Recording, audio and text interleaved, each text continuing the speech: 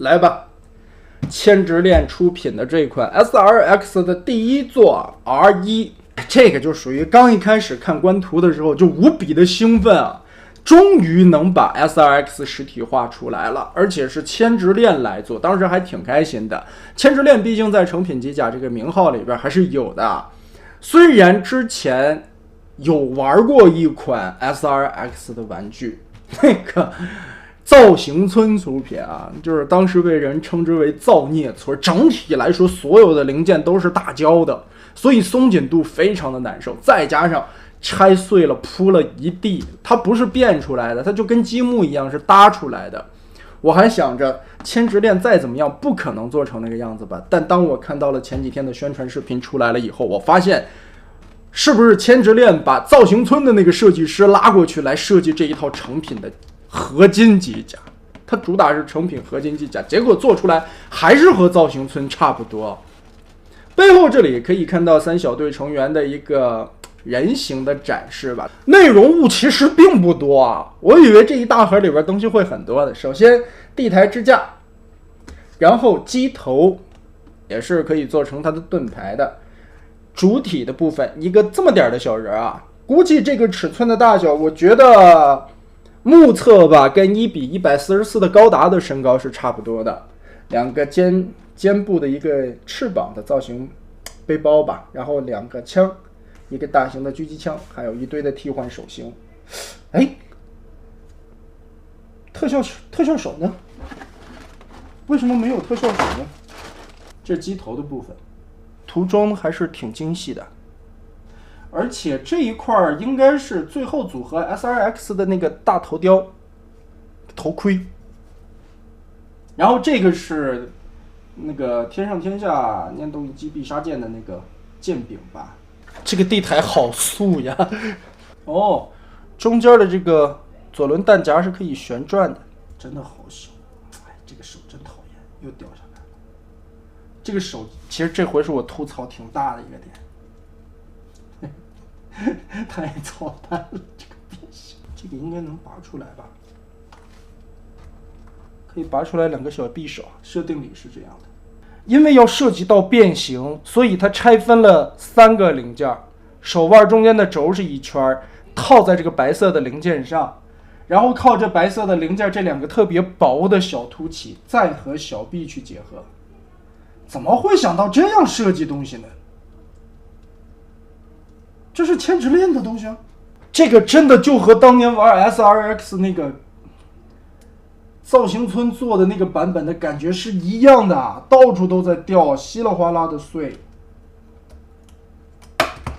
好吧，人形我们先跟这样垒起来了，可以说就是垒起来的，身上许多的插拔件吧，再加上整体来说这一回的做工用料，我觉得也是奇松无比的，很多的卡扣其实并没有阻尼的力度，它的料子摸起来太滑了，所以导致了一些卡扣插上去以后其实并没有什么稳定性，尤其出现在手腕这个位置。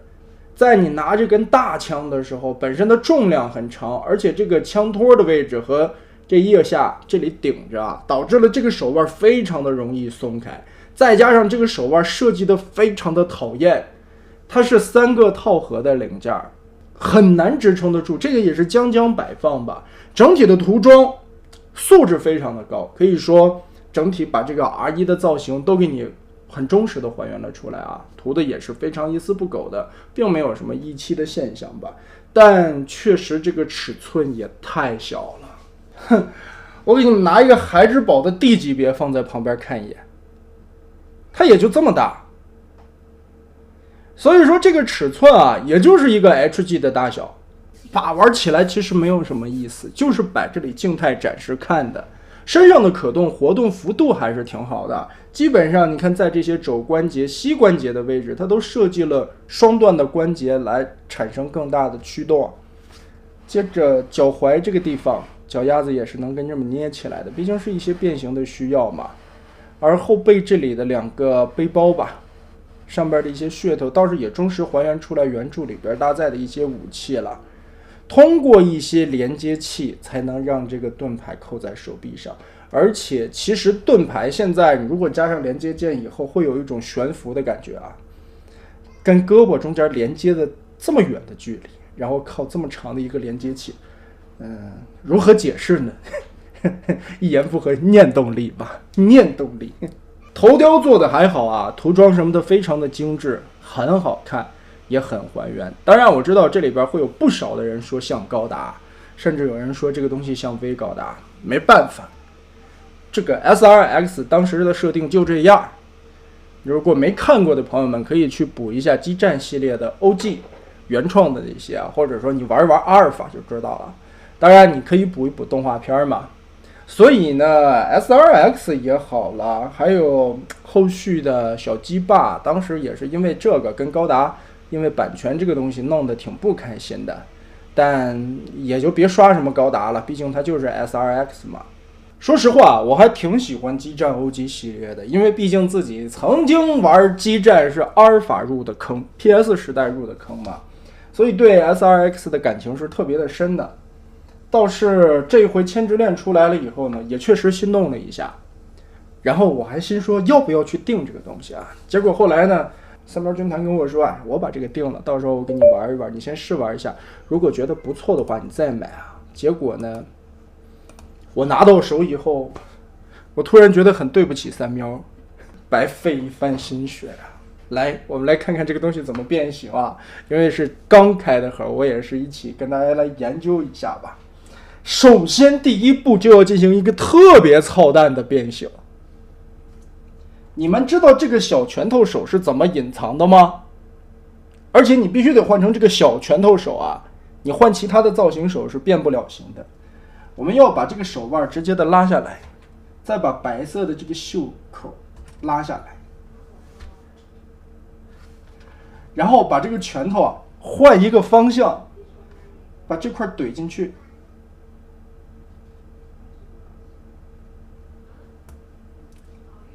然后呢，再把这一块再缩到这里边。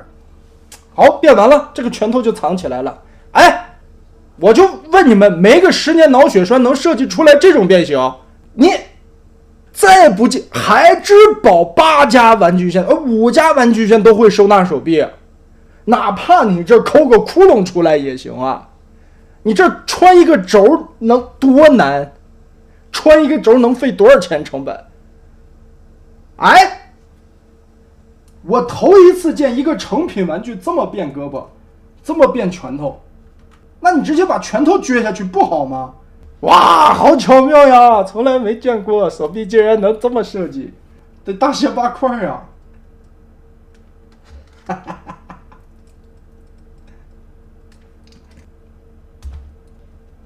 哎呦，我们现在就把 R1 拆成了5份，把胳膊和腿这4肢都解开，留下来主体的部分。还拆呢？把这一节要揪出来，再放到一边啊。这个板子刚才我们已经卸下来了啊，整个的拉高，然后把这一块蓝色的零件掀起来一个90度，掀起来再缩下去，接着把后背这里整个的拉起来叠一下，两个耳朵往后靠，这一坨就变成了现在的样式。拔下来，脚尖儿折下来，这块折下来，膝盖双关节拉下来，然后把这里稍微的翘起来一点点，另外的一块这里抠开，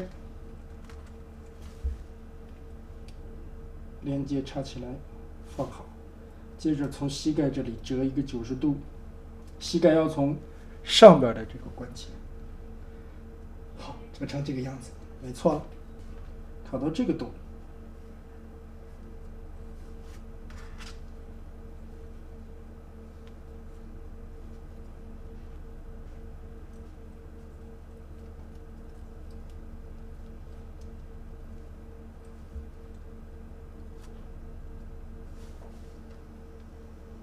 好了，现在就完成了。接着我们把这个主体拿过来，这里有4个连接的位点，腰间的这个洞往这儿插。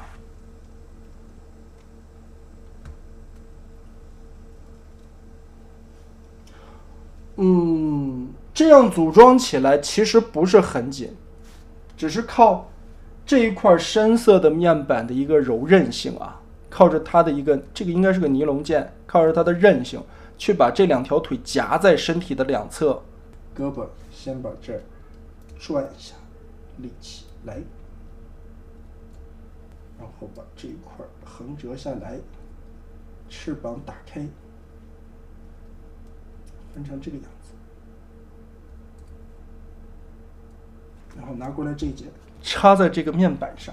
其实主体的变形主要是靠这块面板上边搭载的这些卡扣位置来进行变形的。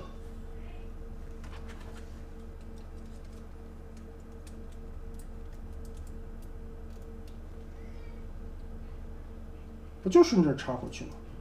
是因为啥要拆这块蓝色的零件？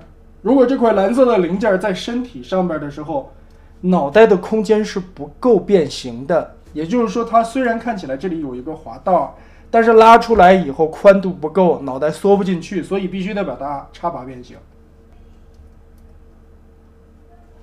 好的，卡住了。好，我们把机头也是夹一下，特别小的一个幅度。哎，接着上面这里再咬一下，用裙甲跟机头前方这里的卡扣结合起来，这里打开啊，这里再可以立起来2个小零件，然后我们就可以把这一块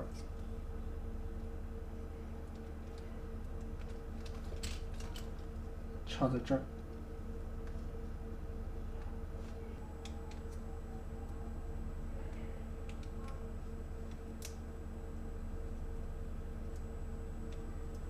好吧，把它收纳在这儿。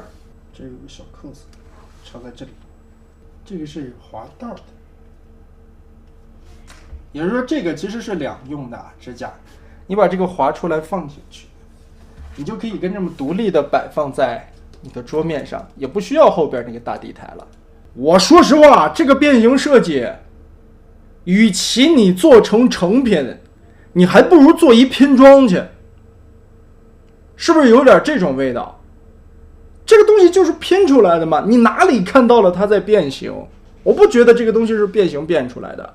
如果说 SRX 的 R1 在动画也好了，游戏里的设定也好，它是可以变成一架小飞机的，它是变形，再加上包括它最终完成合体的时候，也没见得哪个零件必须得拆分。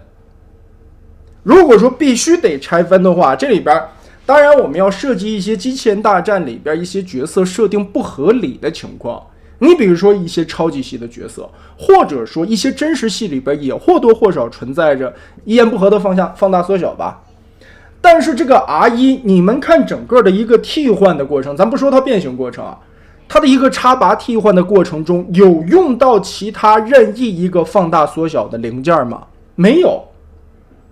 它完全可以靠自己身上这些真的零件，手和腿来变形出来。我这么说理解，可能大家有点不太明白啊。就算没看过《超时空要塞》的，玩过天火吧。如果说你倒过来看的话，2条胳膊放在这儿，2条腿搭在下边，你倒过来，这个就是个 VF 呀。一系飞机就能把它解决了的一个变形设计，为什么要插拔这么多的零件呢？凭什么？凭什么？凭什么？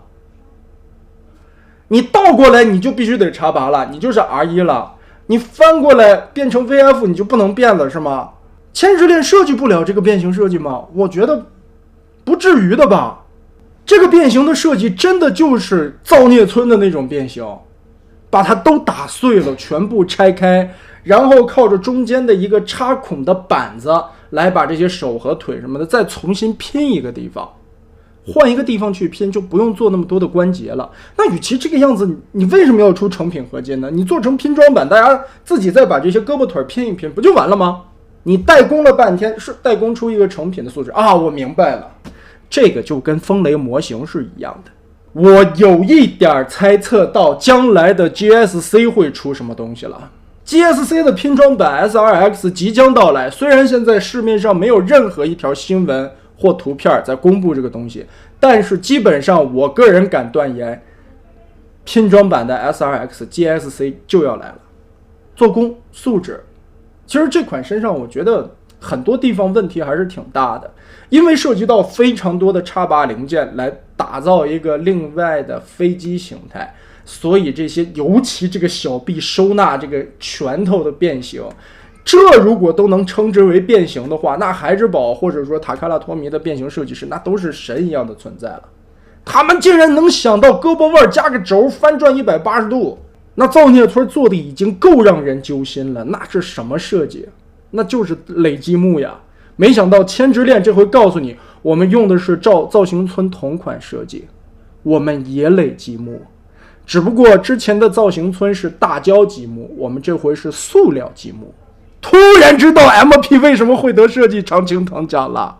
我不知道后续的 R2 和 R3 它还要拆得多碎，它还要把这些东西再怎么去互动拼插，连最起码的 R1 的基本变形它都最后没有做到。确实这么做真的特省成本，因为你的身体里边不需要做任何的变形机构，胳膊也不用做往上抬的关节来缩到后方了，腿部也不用做这个外扩的连接关节八字打开架在腰的两侧了，直接一个插拔下来，靠一个插拔的零件来把手和腿互换了换了方向吧，搭在一起，然后夹在身体的两侧。这种设计我只能说太偷懒了。最终定义这个东西的素质就是一款拼装高达的设计，然后给你加了一个成品高达的代工的费用吧。最后组出来的就是这款拿到了版权的 SRX R1。